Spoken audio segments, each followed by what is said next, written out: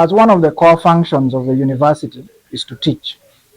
And today and this week, we have been teaching people about health, and particularly today is about eye health. You know, as we know, our eyes are one of the most important organs that we have. And unfortunately, there are so many people out there who have a lot of eye issues. In fact, around the world, more than 2.2 billion people have eye problems. That's about 30% of the global population. Now, in Uganda, the problem is also about the same.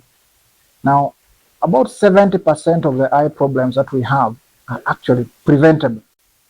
That means we can prevent them by eating well, immunizations, good hygiene of our hands and our eyes, and even in the environment where we live.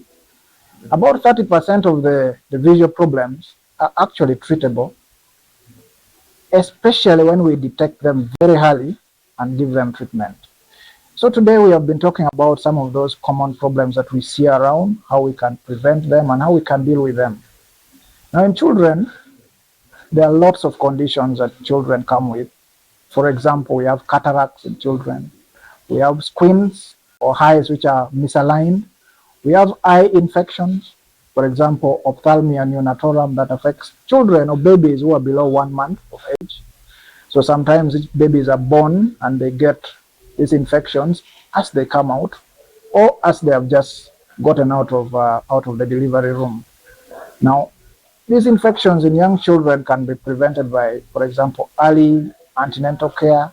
So that means we can prevent them when the baby is still in the womb, once they're being delivered, and even when they're out. There are other eye conditions, for example, retinopathy of prematurity. These are eye problems that affect children who are born before their term, before they are 9 months, when they are born before the pregnancy, which is 9 months. So these are some of the conditions that we do see in children. Eye injuries are examples of some of the things. There are other conditions that may not affect vision. For example, allergies